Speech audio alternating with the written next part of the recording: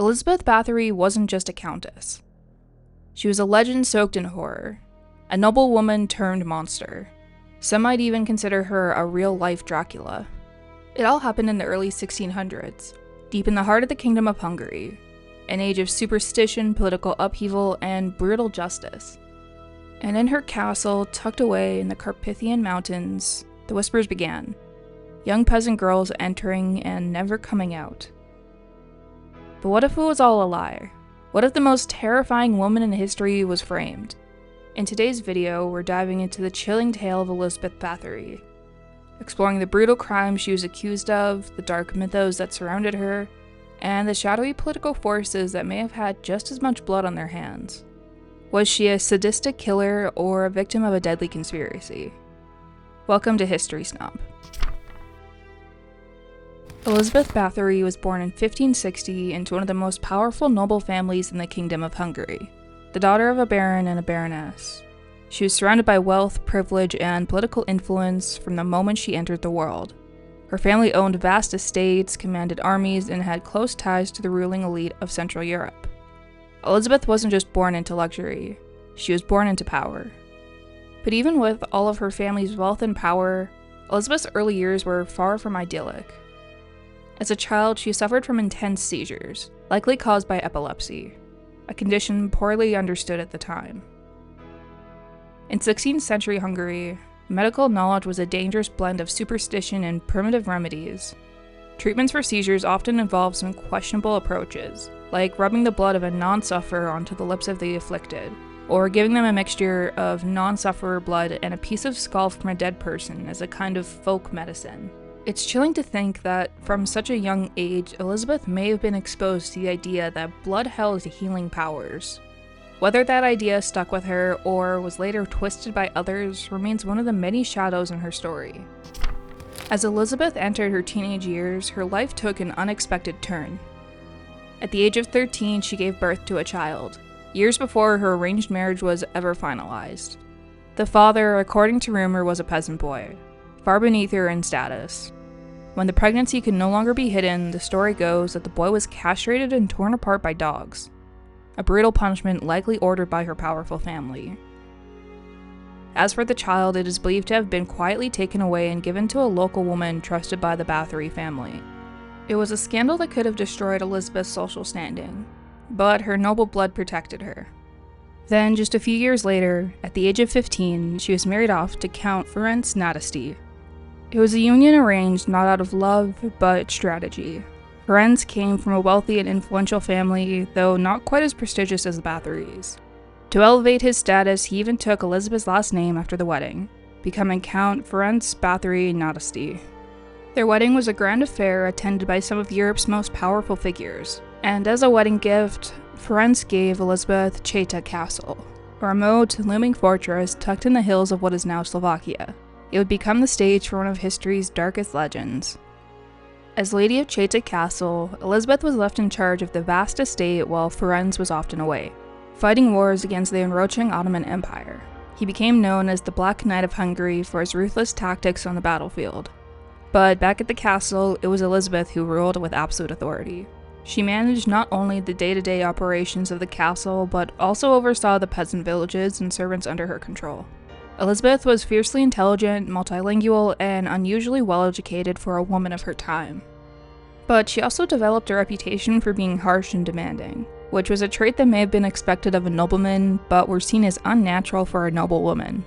While Ferenc was away, Elizabeth became increasingly isolated.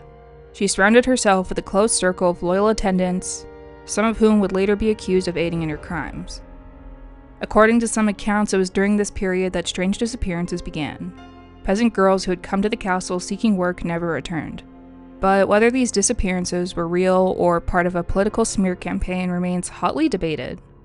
What is known is that Ferenc died in 1604, after a long and mysterious illness. Some believe it was a disease contracted during battle, while others suggest it may have been the result of a poisoning or a stroke. But whatever the case, Elizabeth's world changed forever. She withdrew further into the isolated world of Cheta Castle, and with her husband gone, her political protection weakened. It was during this vulnerable time that the rumors grew louder. Whispers of cruelty, strange rituals, and girls disappearing behind castle walls no longer went ignored. And soon, the legend of the Blood Countess was born. Formal complaints started coming in, and eventually a full-scale investigation was ordered by the highest levels of the Hungarian crown. In 1610, Georg Thurzo, the Palatine of Hungary, a powerful nobleman and relative of Elizabeth's late husband, was tasked with looking into a growing number of accusations. The king himself, Matthias II, had an interest in the case, not just because of the horrifying rumors, but because Elizabeth owed him a substantial amount of money. Debts that might conveniently disappear if she were found guilty. The allegations against her were unlike anything the region had ever heard. Peasant girls brought to the castle as servants were said to have been beaten, mutilated, and tortured. Some claimed the countess would sew their lips shut, drive needles beneath their fingernails, or strip them naked and toss them into the snow. Other rumors said she bit them, drained their blood, and bathed in it, believing it would preserve her youth. But where did these stories come from? Many of the testimonies came from servants and villagers, some of whom were tortured into confessing. Over 300 witnesses were said to have been interviewed. A few claimed they had seen the bodies with their own eyes, pale, bruised, and broken.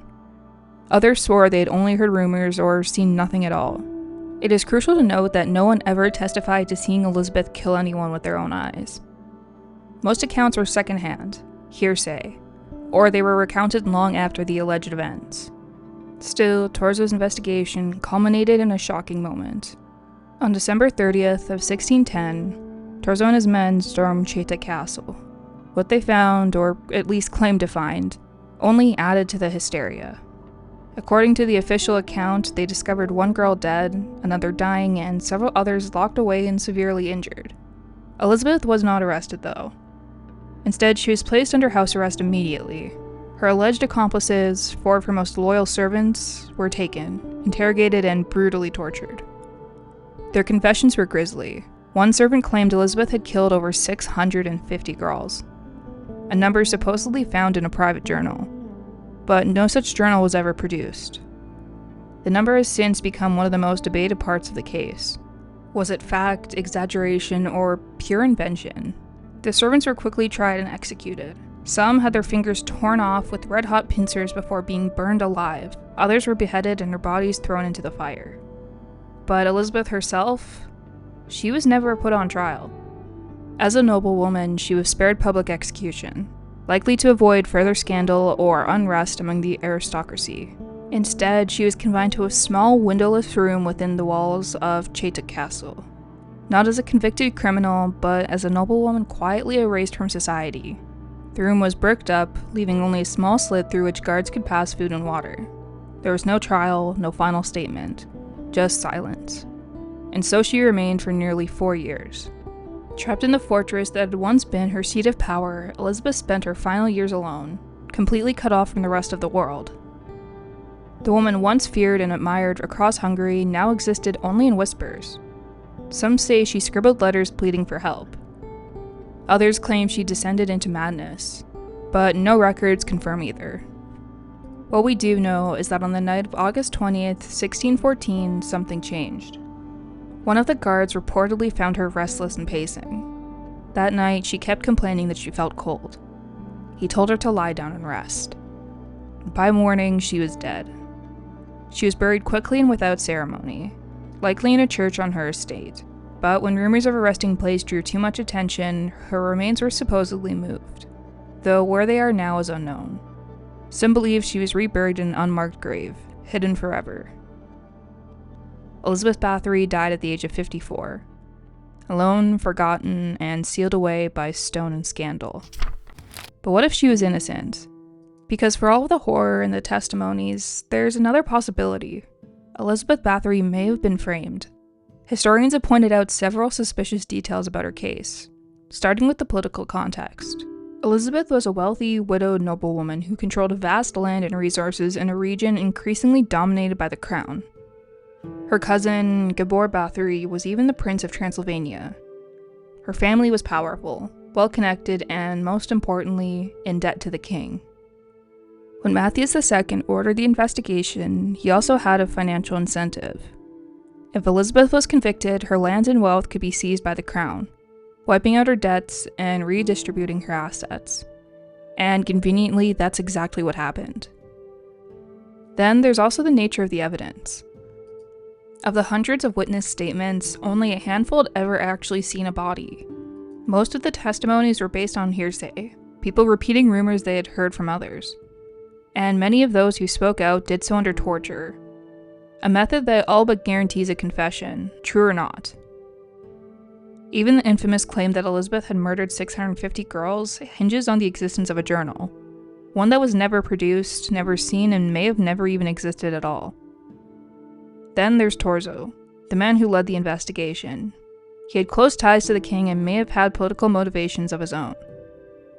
Rather than giving Elizabeth a public trial which could have allowed her to defend herself, he sealed her fate in private, under house arrest with no opportunity to clear her name. And there's another detail that's often overlooked. Elizabeth had long been known for her harsh discipline, especially towards servants. In a time when beating or punishing peasants was considered normal, it's possible she was excessively cruel, but still operating within the brutal norms of her era. Could those actions have been exaggerated, twisted into tales of sadistic torture by enemies who stood to gain from her downfall? Modern scholars remain divided. Some see her as a sadistic murderer consumed by vanity and madness, but others argue she was a powerful woman in a patriarchal society, punished for not what she did, but for what she represented. So was Elizabeth Bathory truly the monster of legend? Or was she a victim of fear, greed, and the ruthless politics of early modern Europe? Whatever the truth may be, one thing is certain. Elizabeth Bathory's story was never just about blood. It was about power, about gender, about who gets to write history and who gets buried beneath it. Whether she was a murderer, a myth, or something far more complex, the legend of the Blood Countess continues to haunt us.